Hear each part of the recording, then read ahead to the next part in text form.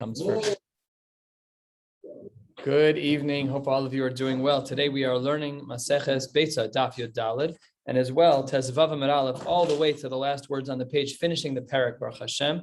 And then I again will just figure out, depending on how complex the dapim are, I'll try to add a little bit here and there until we even out. I don't know when we will even out, but we'll get there. We're starting a new Mishnah on the top of Yud Daled Amud Aleph, and the theme of this whole parak has been machlokos between Beis Shammai and Beis Hillel. And we're not stopping yet. Let's continue. Beis Shammai omrim tavla nidochen b'madoch shel eitz. That one is allowed to grind up spices with a madoch shel eitz, with a pestle that's made out of wood. The hamelach, but when it comes to salt, that has to not only be in one level of shinui of eitz, because normally they did metal, but it needs two. It has to be bipach. It has to be in an earthenware vessel, and uve eitz haparur, and it has to be with a wood handle. Beis Hillel omrim, that in regards to tavlin, I disagree with you, Beis Shammai, because nidochen kedarkan b'madoch shel even. You can use the regular tools of grinding, which were made out of metal, but when it comes to salt, he does agree that there needs to be a limitation. B'hamelach b'madoch shel eitz, it only needs one limitation and not two, that it needs to be ground up with a madoch shel eitz, where the pestle is made out of wood. So the Gemara makes the clear diuk from our Mishnah that whereas there is a machlokes Beis Shammai, Beis Hillel in regards to salt and in regards to tavlin, but the common denominator between Beis Shammai and Beis Hillel is that there is a problem with salt, is that we need to do something unique with salt. Beis Shammai said in regards to salt, we needed a double, that it was ground up in earthenware and that it was ground up with a wood instrument. And Beis Hillel said that it can't be ground up in metal, only in a wood instrument. So the Gemara opens 8 lines down on Yud Daled Amud Aleph and says, the kule alma mihas. However, it's certainly clear from our Mishnah, according to all opinions, that melach baya shinui, that melach requires a shinui. A shinui in halacha is doing something slightly abnormally. And the reason why we do this is to remind ourselves possibly, or to indicate to others that what we're doing could have otherwise been questionable if not for us having done it differently. We wouldn't want anyone to make the error of assuming that one can do tochein for regular food. So we do a shinui so that when people look at it, they say, hey, I see you're doing this in an abnormal way and it needs to be done b'shinui. My taima. What is the reason why salt, according to both Beis Shammai and Beis Hillel, needs to be ground up b'shinui, granted with different approaches, but they both agree that it needs to be ground up b'shinui. So we have two answers, Rav Huna v'Rav Chizda. Chad Amar, one of them says, Kol hakderos kulan tzrichos melach, because you know whenever you cook that you always have to add salt. And if you know that, you should have done it before Yontif. Now you're doing it on Yontif, it has to be done with the shinui. That's approach number one. And part of approach number one also speaks not about salt, but about other spices. Ve'ein kol hakderos tzrichan tavlin. But not every single type of soup that you make needs extra spices. Sometimes salt is enough.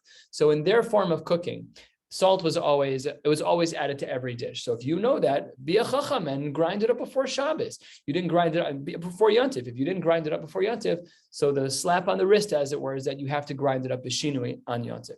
The Chad Amar, another shita says, no, it's not that the salt is needed for everything. Kol ha-tavlin mefigen tamlan. And when it comes to spices, all of the spices, their flavor wanes after it's been ground up. So let's say you ground up black pepper 5 days ago. So on day 1, it's going to be fresher than on day 5. So therefore, those you can certainly do on Yontif with a minimal change, if at all. Umelach, or a quarter of the way down. Umelach eino mefiga tama. This is certainly true. Salt is always salt. It doesn't change. You can go to a restaurant and use the same salt shaker every day. It will have the same exact flavor. I don't know if we're such bekim in spices. I don't know if some of our spices have preservatives in them. I don't know how they're made, but I can't tell the difference between the black pepper that's been in the container from this year to last year. It tastes all the same to me, but they were able to tell. And therefore, according to this reason, so again, reason number one as to why salt needs a shinui is because you should have known better. All dishes need salt, grind it before Yontif. And reason number two is that all spices other than salt, they get lower in their quality by the day, and therefore it can be done on Yontif with minimal to no shinui. However, salt is eina mefiga tama, and because it doesn't have a lower sense of flavor from one day to the next, you should have done it before Yontif. My beinaihu.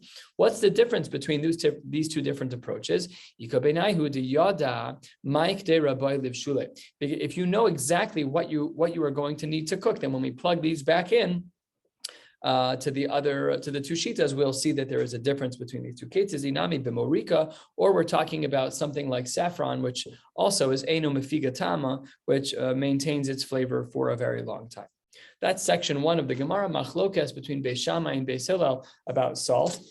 And the Gemara, it has a machlokes about why it is that salt needs those changes, either because salt, all foods need salt and you should have prepared accordingly, or because salt doesn't ever lose its flavor, in which case it should have been done before Yantiv. Amar Rav Yehuda Amar Shmuel, 1/3 of the way down Yudal Amar Aleph. Kol hanidochen kedarkan v'afilu melach. Here we see from the Shita of Shmuel a Shita that doesn't align with Beis Shammai or Beis Hillel. What does he say? He says that everything gets ground up normally, kedarkan, even salt. So says the Gemara, where did you get that from? You, Rav Yehuda Amar Shmuel, are an Amora. And the Mishnah that we learned at the top of the page is 2 Tanaim. And these 2 Tanaim, neither of them say what you say. You can't just say on your own that salt is fine. It doesn't need to be ground up any differently than anything else. You need precedent in the Tanaim if you're going to have such a Shita as an Amora. So he says, don't worry, I have precedents from the Tanaim. And says the Gemara, this is the Gemara's question, we had said in the beginning of our Gemara, which analyzed our Mishnah, that both Beis Shammai and Beis Hillel agreed that we needed to have a Shinui. So how can you say otherwise? So the Gemara says that in regards to Rabbi Yehuda Amar Shmuel, who Amar ki haitana, he says like the following author of a Beitzah. Titania, Amar Rabbi Meir. Rabbi Meir says, Lo nechleku Beis Shammai uBeis Hillel al hanidochen, shenidochen kedarkan umelach imahen. So here, this is a twist. We weren't ready for this. Rabbi Meir says, you're allowed to ground up spices and add salt to the mix of those other spices and ground them up kedarkan. That's fine. However, lo nechleku, where do Beis Shammai and Beis Hillel argue? Ela laducha bifnei atzma. The Mishnah at the top of the page, where we saw the machlokes Beis Shammai and Beis Hillel about salt, is when all you're grounding up is salt. There we have our machlokes. But seemingly, Rav Meir is qualifying our Mishnah to say that had it been that you were grinding up salt with other tavlin, that's mutter lechatchila, no problem at all. Shebeis Shammai omrim, that when it is that you are grinding up salt on its own, that Beis Shammai would say, melach bepachuv eitz haparor, like our Mishnah. He'd say that you need a double shinui. It has to be in an earthenware vessel, and that which crushes it needs to be made out of wood. And as well, the volume is a little bit different as well. The volume of salt is only litzli, only the amount of salt that we would have used for a roasting animal, which is less than avalo l'ktera, than we would have used in a pot. Ubeis Hillel omrim b'chol davar, that you could grind it with anything. Says the Gemara, you can grind it with anything. There are plenty of things that you're not allowed to grind, things that are muksa, things that are usher to use. You can't just grind it with anything. Can you use like a mill on Shabbos, like one of those, the ones that we picture from like the olden days with like a crank and the rock going around? No, you can't use that. That's an Isser Doraisa potentially. So says the Gemara, you're right. It doesn't mean that when Beis Hillel says that it's permissible, that it's bi'chol davar, that it can be ground with anything. Ella ema li'chol davar, for anything. What does that mean? Says Rashi, to our right, about halfway down in the Rashi's Dibur HaMaschil L'chol Davar, what did Beis Hillel mean? Ve'afilu l'ktera. Not only is it allowed in the volume of tzli, in that smaller amount of salt that one would use for a roasted animal, but says Beis Hillel, I'd even be lenient to say that you can use a larger volume of salt to grind up against Beis Shammai, and that is how Rav Meir qualifies the Gemara. So therefore, we have seemingly, when we put it all together, we have a beautiful explanation. If you are grinding up regular spices and salt is among those regular spices, kedarkan, you can grind them regularly with a metal grinding machine, with a metal mortar and pestle, no problem. However, if you're only grinding up salt, that is where we have the machlokes Beis Shammai and Beis Hillel with their respective opinions found in our Mishnah. Next, 2/3 of the way down. Omerle Ravacha Bardula Lebre. Ravacha Bardula says to his son, Ki daichis, when it is that you do grind, when you're grinding salt, atzle atzluye vidoch, instead of holding the grinding thing directly vertically as you grind, like pressing down, you're going to hold it on an angle so that it's a little bit of a shinui. That was a shinui that he was talking about in regards to grinding salt.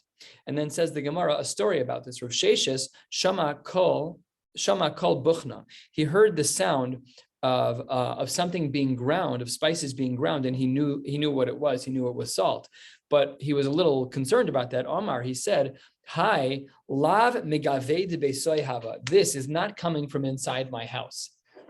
It's like the Goyish music, this is not coming from inside my house. How could it be that someone would be grinding salt in my house? I don't hold that it's allowed. Says the Gemara, what is Rav Sheshes getting all worked up about? The Dilma Atzle Atzluye, maybe just like we learned from Ravacha Bardala, maybe the pestle wasn't being held vertically, maybe it was being held Atzle Atzluye on an angle. So it says the Gemara, he had very good ears. To Shame, he was able to hear, to have a tzalil kale, that the pestle hitting the salt, it was very clear to him, because it wasn't like the stick that was crushing anything was rubbing against the edge of the container where you'd hear multiple sounds, crushing and the friction of the mortar and the pestle. He heard one thing, he just heard crushing, so he knew that it was being done vertically and not on an angle, and therefore he was concerned. So says the Gemara, Dil matavlin habu. How does he know from hearing what it is? Maybe they were grinding up spices, which we just said is perfectly fine, and it's not salt, and therefore this could actually be taking place in Rav Sheshes's home. Says the Gemara, no, again, a perfect ear. Tavlin nevuche menabach kalayhu. When you're grinding up spices, it's a much louder sound. And therefore, he was able to tell just from the sound. It's like anything else that you hear in your home. You know which child is crying. You know what the creaks are of your own home. All of those sounds. He had a good ear, so he's listening. He knew that it wasn't on an angle because he only heard the sound of crushing and not crushing plus the friction of the mortar and the pestle. He knew what was being crushed from the intensity of the sound of the crackling. He knew it had to have been salt and not tavlin. So he said, it can't be that this was in my house. And the Gemara doesn't tell us what the case was, but presumably it was no one in his house. Tanu Rabbanan, the rabbis added din in regards to crushing things for Yontif. Ein osin tisni, one is not allowed to crack. Tisni was a food that was made by cracking the kernels of grain into multiple pieces. And as well, says this Beitzah, ein kotshin b'machteshes, you also can't crush things in a grinder. So says the Gemara, tarte, why did you bother teaching me both of these halachos? We're about 7 or 8 lines from the bottom of the page on Yud Daled Amud Aleph. Why do I need both halachos, that you can't make tisni, which means cracking something up into multiple pieces? And then the second sentence, the next few words out of your mouth is ve'in kochen b'machteshes. Why do I need both? So says the Gemara, that's not a problem. Hachi ka'amar. Here's pshat in this little brisa. Matam ein osin tisni. What's the reason why we don't allow the crushing of grains into tisni, into multiple pieces? The fish ein kochen b'machteshes, because we're not allowed to crush things. So says the Gemara, if all you're trying to teach us is in kochen b'machteshes, then just say what you want. Don't introduce me the case of tisni, because that just makes things confusing. If you're saying I can't crush things, I can't crush grains, that's fine. I know the first half of the page we were talking about spices. You can crush tavlin, and sometimes you can crush salt, but you can't crush grains. So then says the Gemara, why did you say both, that you can't make tisni and machteshes? V'lema in kochen b'machteshes. Just say what you mean. Just say that you're not allowed to use a grinding machine on Yom Tov for anything other than spices, that you're not allowed to use it for grains. Says the Gemara, that wouldn't have been clear. Itani ein kochen b'machteshes, had it been that all the Beitzah said was ein kochen b'machteshes, that you're not allowed to crush with a grinding machine, and had it only said that and not the case of tisni, then hava mina, I might have thought hani mili b'machteshes gedola, that halacha of not crushing things was only true with a larger machteshes, which did a better job of grinding. It was heavier, it was bigger, and it made the pieces into more of a fine powder. Aval b'machteshes tana, which didn't do as good of a job of crushing ema shapir tami, I might have thought that machine, the smaller machteshes, let's call it just conceptually a handheld grinder instead of like a big machine, right, where it's not going to grind it quite as nicely. Ema shapir dami, I would have said that that's totally fine. Kamash malan that the machteshes tana is not fine, and that's why the Beitzah had to teach both cases, the case of tisni and ein kochen b'machteshes, to make sure that we had 2 separate dinim. Number 1, you can't grind, and number 2, in kochen b'machteshes, implying machteshes in its entirety, all of them, big and small. Says the Gemara, that doesn't work. Because we have another Beitzah where 3 lines from the bottom of the page on Yud Daled Amud Aleph, Tanya, the Beitzah writes in kochen b'machteshes gedola that we are not allowed to be kotesh with a machteshes gedola. Aval kochen b'machteshes katana. But we have an explicit Beitzah that says we are allowed to grind something with a small machteshes. So you just said above the reason why our Beitzah had to say both the case of tisni and the case of in kochen b'machteshes was to make sure that we know you're not allowed to use a small grinder. Not true. The Beitzah says we're allowed to use a small grinder. So we're back to our question. Why then do we have both the case of tisni? Why do we have one source that implies that it is not allowed to be a small grinder is not allowed, and another one that says that it is allowed? So Amar Abaye Kitanya Nami Masnisa Machteshes Gedolatanya. The Beitzah really was talking about a large machteshes, which implies that the small one might be allowed. Rava gives a different answer. Rava says no. He says lo kasha. Rava Amar lo kasha, top of Yudaladim and Beis, halan v'halahu. This is a bit of a unique answer. Halan v'halahu. This is for us and this is for them. Take a look at Rashi, who will help us to understand this answer. In other words, sometimes a small grinder is allowed and sometimes it's not. What's the difference? Us and them. Rashi says, second line, Dibur Hamaschil Halan, the Leslan Avde de Mizalzale. We don't have servants in our home, and therefore there's no one to be Mizalzel, and therefore even a small machteshes would be perfectly fine to use. And halahu, this is for them. The islahu avde, they do have slaves, the mizalzale, who don't really care about the halacha. The osin bigdola, they make it in a large one, and they lie. The omrim biktana asin, when they said, "Oh, we really made it in the small one," and because they were being mizalzel, so they would not be allowed to use it even in the small one. They said no grinding at all because these people's avadim were messing things up. They were doing things halachically problematic. That was not okay. So that's why, according to Rava, why the Gemara has two different possible understandings. One indicating that a small grinder was allowed. That's for those who don't have the avadim. A ben Torah is the one who's grinding it, no problem. That's what the Beitzah at the very bottom of Yudal Amud Aleph was indicating. And the Beitzah that started this sugya, where we were speaking about Tisni and in Kochin b'Machteshes, so that, says the Gemara, that was talking about for the people who had avadim, who were not so firm, and they were doing things that were incorrect. There we just had to have a firm line. No one's using a grinder whatsoever, and that's what the Gemara says. Top line of Yudal Amud Beis says the Gemara, Rav Papa Ikla Lebei Mar Shmuel. Rav Papa went to the home of Mar Shmuel. They brought him some type of dish that was ground up from grains, but he wouldn't eat it. The dilma b'machteshes ktana avduha. Maybe it was done beheter. Maybe it was done in a small machteshes. Says the Gemara, he could tell it wasn't a small machteshes. How can you tell? Because of the granule size. He could see that it was ground up very nicely. The chazie to have a daik tfei. And because it was ground up very nicely, he knew that it was done on a larger machteshes and not on a smaller one. The dilma me esmol avduha. Maybe this isn't a problem. Why aren't you eating it? Why aren't you eating the daisa? Maybe this was ground up before Yantiv even started, and then there's no shaila at all about how it was ground up. Says the Gemara, he could tell. The chazi to have a kalif tzahare. He saw that it was freshly peeled, literally peeled, but it doesn't mean that it's freshly peeled. He could just see that it was fresh.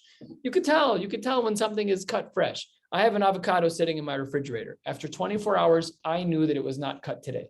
Easy to tell. When he looked at the daisa, he said, I know that this was cut on Yantiv. And I can tell that it was cut with the Machteshes Gedola, which everyone agrees is Asr.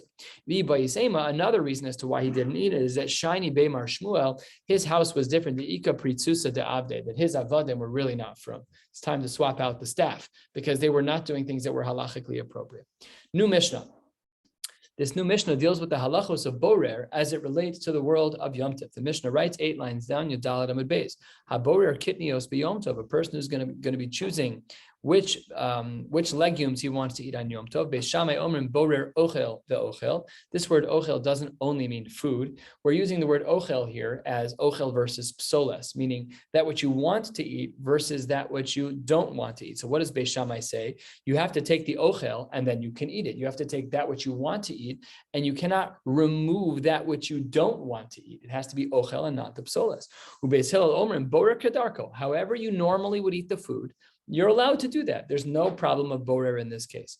And it can be becheko, bekanonu, betamcho. It can be done on plates. It can be done in your lap. Aval, it cannot be done on something that's specific for separating lo betabla, lo benapa, lo bekavra, different types of tablet of like platters and things that are specifically made for filtering out. Last din of the Mishnah writes, Rabban Gamliel Omer af madiach v'shole. You can madiach, you can rinse them off and then take what you want. We don't know what this means from the Mishnah. We will see in the Gemara.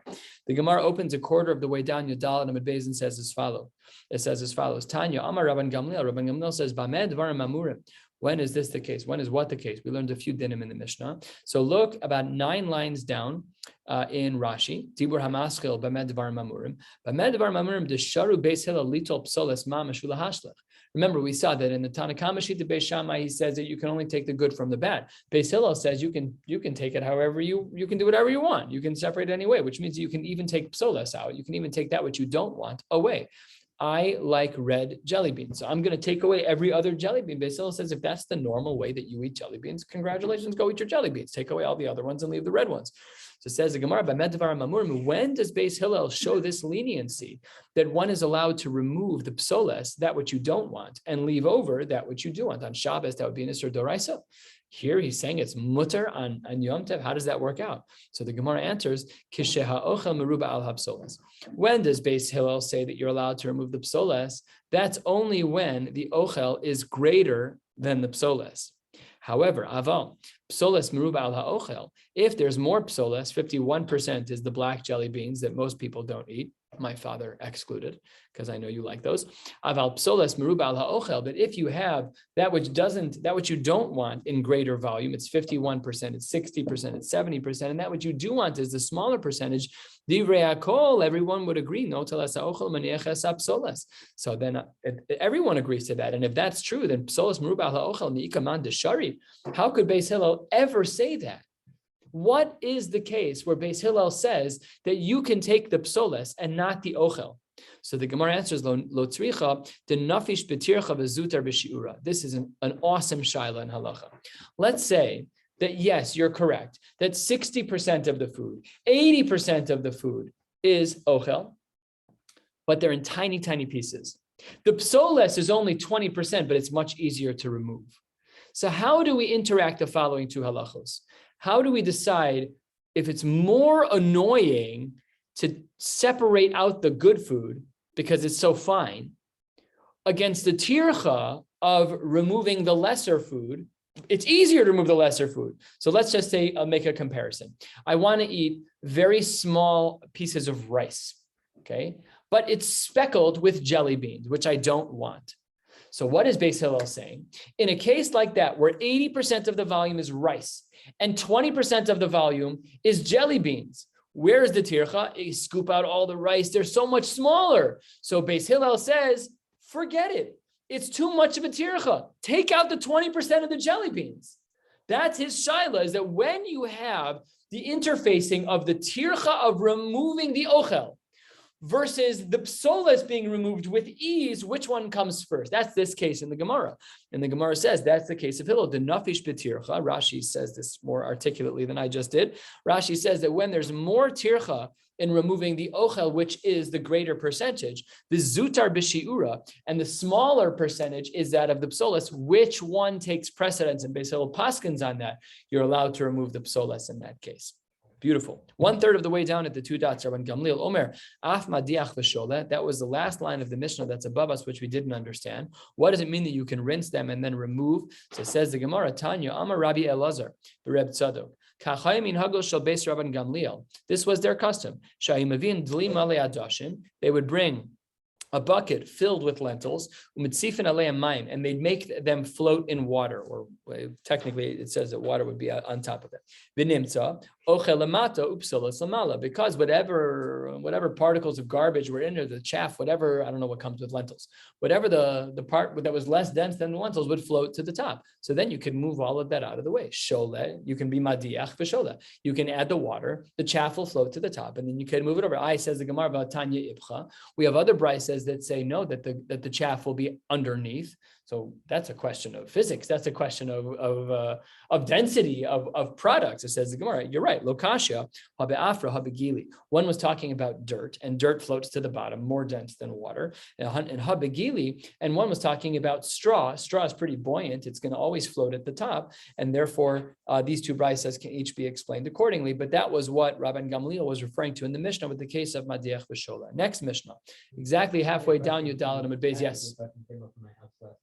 A flatted spoon, is that like? That's mamish a problem. Yeah. It's one of the. First of all, Yontif versus Shabbos is its own shaila.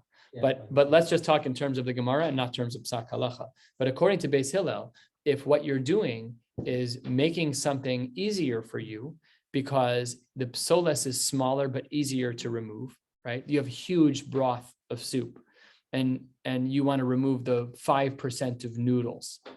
So barehanded would be mutter, according to Beis Hillel. With a spoon might be a little bit more difficult. We'd have to define that because that's specifically meant for draining.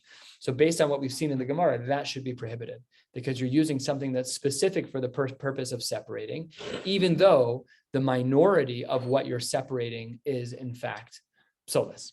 Seemingly that should still be usher. Certainly on Shabbos it's usher. I would imagine from the flow of the Gemara, it seems to be that it would also be usher there as well. New Mishnah. Beis Shammai omrim ein mishalchen b'Yom Tov ela manos. Beis Shammai says you're allowed to send gifts to people on Yom Tov, but it has to be manos, only portions that people can actually eat. What do you mean you can send gifts to people? You can't give gifts to people on Shabbos and Yom Tov.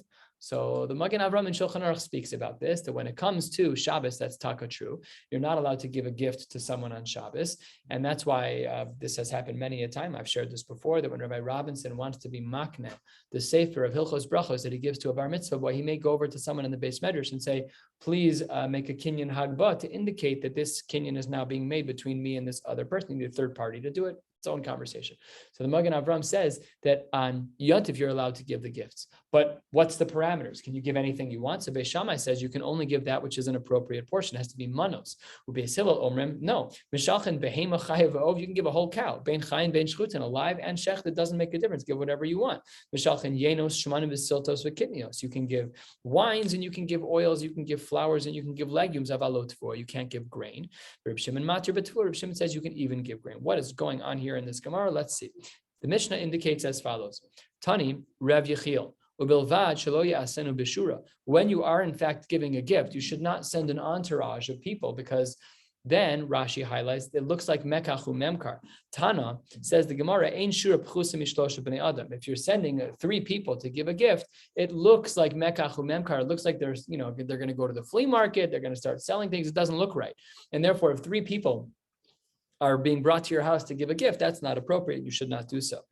So the Gemara asks a question that will end in a teku. Bai Rabashi. What if you had tlasa gavre v'tlasa mini? What we know, if you want to give 1 bottle of wine and you send 3 people to bring the bottle of wine, that's not right. That looks at nirike mekachu memkar. But what if each person is holding its own gift? So would we call that beshura? Would we call that looking too chashav? Or would we say, no, that's also still appropriate, says the Gemara Teku. We don't know the answer to that question. 2/3 of the way down at the 2 dots, a few lines above the next Mishnah. Reb Shimon matir b'tfur. Reb Shimon says that one is even allowed to give grain as a gift on Yom Tov. Tanya, the Beitzah writes, Reb Shimon matir b'tfur kigon chitin la'asos mehen ludis. Ludius, you're allowed to give wheat in order to make a dish called ludius. It was made out of wheat. Seorin, you can give barley litem lifnei behemto, because that could be fed to their animals. And adashim, you could give lentils lasos mehen resisin. Resisin was also a dish that was made out of adashim. What was the concern of this section of the tuah? You have no use for tuah. What are you going to do with the tuah? What are you going to do? So the Gemara says they're going to cook something with it. So I don't know what the problem is. What was having of the other sheets in the Mishnah? The Gemara doesn't say. Last Mishnah on the page, 15 lines or so from the bottom. Yudal and Beis. Let's continue. Mishalchen kelim bein tfurim bein she'enin tfurim. You are allowed to send clothing if it's stitched up properly, or even if it's just pieces of clothing that are not yet stitched up. Even if it's going to be shatnez, why would that be allowed? How can you use shatnez? Provided that it's going to be used for yantif. We'll dig into this momentarily. Aval lo sandal hamisumar. One is not allowed to give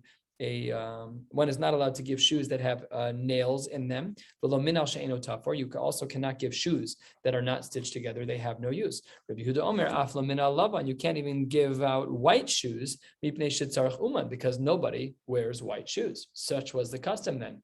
Maybe this is where black and white came from with the shoes. I don't know. Like sometimes you see in like the yeshiva, like the young in the chadarim, that all the shoes are black. Maybe they're Nikes, but they'll mark out with a marker anything that's white. That's like how it exists in some of the schools. Anyways, this is what the Mishnah says, is nobody would ever wear the white shoes. They would dye them. And because right now, it needs a person who knows how to stain shoes. So therefore, you could not give them. Zehaklal. What's the general rule about giving gifts on Yom Tov? So anything that can be used on Yom Tov should be used on Yom Tov. The Gemara opens at the very last of the short lines as follows. I could understand why you would say that a garment that's fully stitched, that you're allowed to hand that out on Yom Tov as a gift. I got it, because chazul malbush, a person can put it on. If you have a shirt and the sleeves are sewn on, great, that makes perfect sense. And even she'ein tfurin nami, even if you only give me, cuts of garment that are not sewn together, still chazul l'chsuya. You can still cover yourself with that, a blanket, whatever, a shawl, however you'd want to wear it is fine. What are you doing with shatnez? How are you using that on Yontif? Even if you want to say chazi l'meimach tusev, you can put it underneath you. That's not true. V'atanya, on a Torah level, we have a leniency, but not midrabanan. Lo ya'ale alecha, aval atayachol lahatzio tachtecha. Technically, on a Torah level, one is allowed to. However, aval amru chachamim asher lasos came shema tichroch lo nima al b'saro. We don't allow a person to sit down on something made out of shatnez, lest one of the strands that is shatnez gets wrapped around you, and then you violated the isser. So we don't. Even if you wanted to say you're not wearing it, but you're sitting on it, it's not allowed. Midrabanan, that's not allowed. Maybe you'd say to mafsik midi beni beni. Maybe I'll put a piece of cotton, right, something innocuous between this pillow that's made out of shatnez and me. That also doesn't work because Amar Reb Shimon ben Pazi, Amar Reb Yoshua ben Levi, Amar Reb Yossi ben Shol, Amar Rebbe, going all the way back from the Amoraim to Rebbe, Mishum Kehala Kadisha de Yerushalayim, from a holy group of people in Yerushalayim, Afilu Eser Matzos Zo al Gabe Zo, Bekilayim Tachtein, even if you have 10 separators between you and the very bottom garment, which is made out of kilayim, still Asr Lishan Aleim. You're not allowed to sleep on the 10 mattresses, even though there are 10 mattresses separating between you and the very bottom. So again, we're back to our question. What is the value of giving someone kilayim on Yontif? There's nothing for them to do. So the Gemara says, skipping the parentheses, Ella, it must be bevilon, that it's being used as a curtain. It's not being used as a garment at all. It's going to separate one room from the next, whatever it is. It's going to be used in that way. That's not possible either. When it comes to certain areas of halacha, a vilon is used and it can even become tameh. Why? Because a person could walk over and wrap themselves in it. A person could walk over to that and just wrap themselves in it. Therefore, it has a use. And therefore, again, back to our question, again, what use does the kilayim have? You tried saying underneath, you tried saying that it was underneath you and covered with 10, nothing. What is the use of the kilayim? At the very top of Tezvav Amud Aleph, the Gemara gives its answer. Ella bekashin. We're talking about Rashi says at the top, Rashi, an important Rashi, bekashin, begadim kashin, she'ein mechamemin, mutter le'shev alein. You might have thought that this was talking about the vilon, that the curtain was made out of a very thick material. Incorrect. We're talking about a garment that a person is allowed to sit on because it's a very hard material, and it's not one that anyone gets any benefit from at all. It's not like you're warm from it, nothing. It's a zero. It could be cement, ki'ilu. It doesn't matter. Like we've seen many times in Shas before, and we saw this in the previous Masechta as well. This material of felt, a very, very tight felt. It's very strong, very thick. And it was actually shatnez sharia. You're allowed to sit on that. What types of garments are you not allowed to sit on, even with 10 separations? That's when it's a softer garment. That's when we're more strict. So that's the Gemara's conclusion. We asked, hey, wait 1 second. Why are you giving kilayim? And we answered, when there is a beged that has extremely tight, it's a very hard material, it's not really functional as a garment, then we don't have any concerns about kilayim. A couple more dinim about kilayim. Tesvav Amud Aleph, 3 lines down. Amar Papa, Ardalin ein bahen mishum kilayim. What are ardalin? Take a look at Rashi at the fourth line. Ardilin, Rashi says, Ra'isi b'tshuvos ha'geonim. Rashi lived in the 1100s. The Geonim lived a few hundred years before him. So he saw in some of the letters of the Geonim, sheregilin l'lavshan tachas min alein. It's like a shoe insert of some kind. The tolim alein or shel tiashim. They would wrap it in some type of skin. Okay, fine. This is what it was. Some type of shoe insert. Ein bohen mishum kilayim, no problem at all. Amar Rava says, Hani tzurare dipshite, when you have these little coin bags that were made out of shatnez, ein bohen mishum kilayim, and closely related, de bizarne, if you had a bag that was used for zera, for seeds, yesh bohen mishum kilayim. Some say that would be problematic to use as kilayim. Ravashi Amar echad zeh ve'echad zeh, ein bohen mishum kilayim, lefi she'ein derech chimum bekach. No one is going to really benefit from this in a garment type of way. You're using it for an external goal. So in theory, if they sell on Amazon a shatnez wallet, so the chorah should be mutter. because it's not psak halacha, but it should work because that's what the Gemara is saying here in the name of Rav Ashi, that echad zeh ve'echad zeh. This is not kilayim lefi she'ein derech chimum bekach. Mark, what was that? No, I say I search for Shabbos vowels all the time. Oh, yes, Very yes. hard to find. Very hard to find. Yes. I'm sure if you tried hard enough, you could find one. Yeah, seriously. You should sell them. It's a chap. Yeah. Business, we'll go into business. What? But Monarch, Chicago Mila. It'll be great. Oh gosh. Says the Gemara at the 2 dots, 8 lines down, Tes Vav Amud Aleph, heading toward the bottom of the page. Lo sandal hamasumar. Why not the sandal hamasumar? Because sandal hamasumar, my time alone, mishum ma'aser shahaya. This is a story that we saw in Shas, that there was a stampede of people, and these shoes that had nails in them ended up hurting and injuring and killing people. Not a good scenario. So it wasn't for halachic purposes, it was for historical purposes. Amar Abaye, sandal hamasumar asar lena'alo mutar l'taltzlo. Abaye adds in a caveat. It's not really a caveat, it's more like an inference. That yes, you're correct. I agree that the sandal hamasumar cannot be worn as a shoe, but mutar l'taltalo, it is not considered to be muktzah. Says the Gemara, Asr l'na'alo. We know why Abaye says that it can't be worn mishum ma'aser shahaya, because there was a time when people had these shoes and in a stampede people got injured. Mutar l'taltalo midikatani ein mishalchin. And we know from our Mishnah, an inference from our Mishnah, that they're not considered muktzah, because what did our Mishnah say? That you cannot send these as a gift. The isal kadaitach asr l'taltalo. If the Mishnah wanted to teach us that it was actually muktzah mamish, that you could not be metaltal, you couldn't even move it, then hashta l'taltule asr mishalchin miboya. Why are you using the strange language of mishalchan in the Mishnah? If you wanted to show me that it was muksa, you shouldn't have said ein mishalchan. You should have said ein metaltalin, and it didn't say that. So therefore, Abaye's din is substantiated that yes, it's true that the sandal hamasumar cannot be used because of the historical story, but it is not muksa. 2 dots, quarter of the way down, below minal she'eno tafur.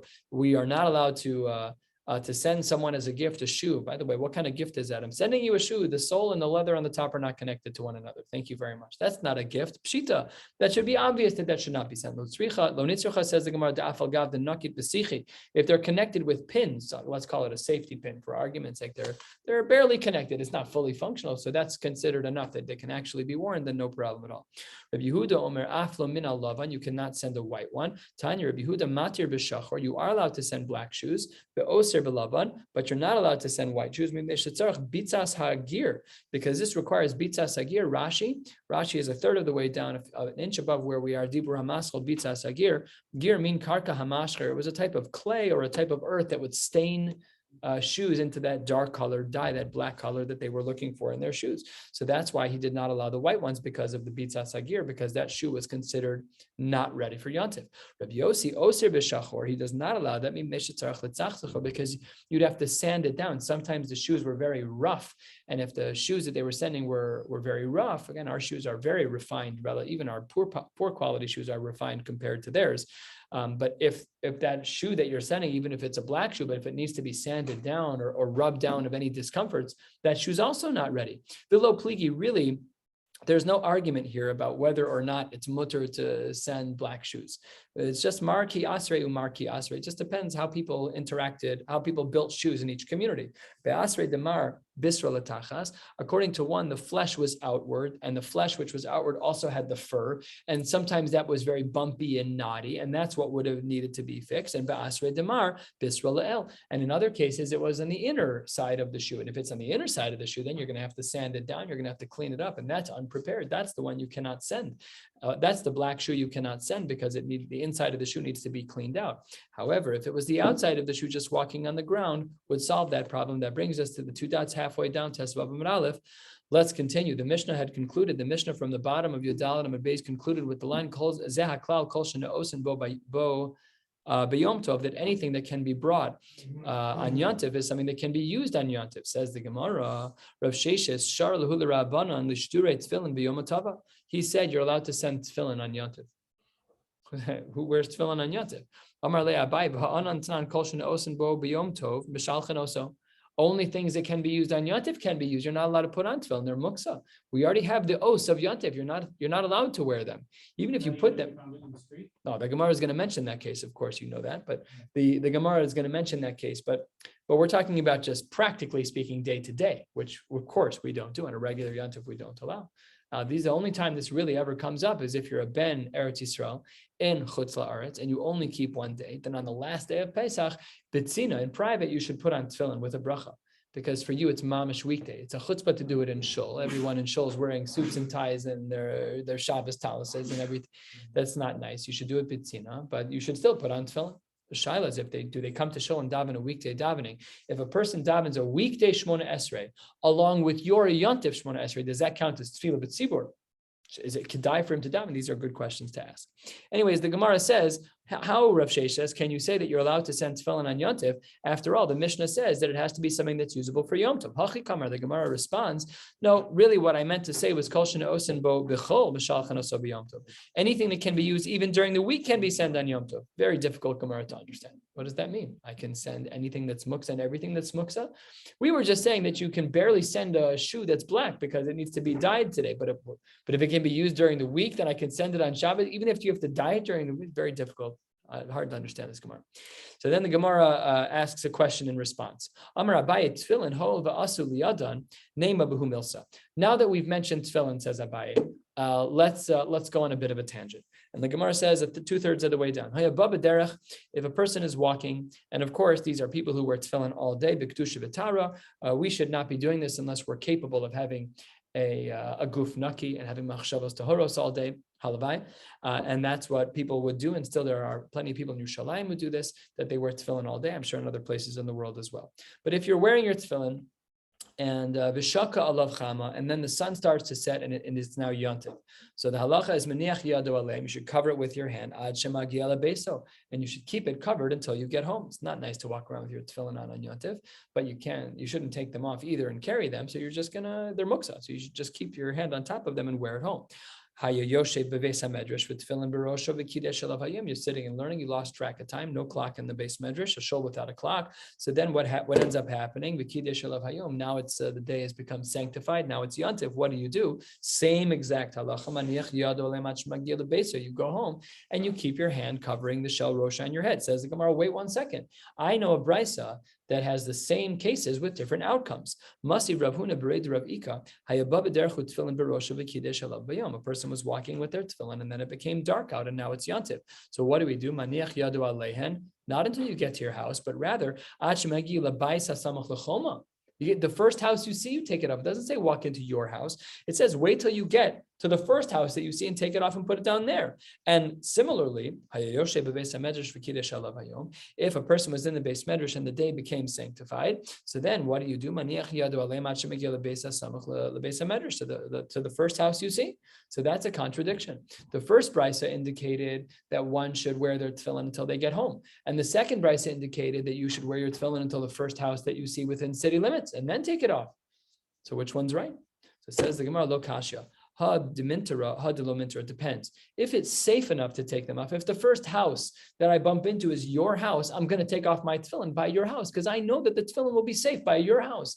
But if there are no safe homes between where I start and where I end my house, then yes, I should wear it all the way to my house. Says the Gemara, if we're talking about a case where it's not mintar, a place where it's unsafe, and this is where Michael comes in. So says the Gemara, why the specificity of it being on his head?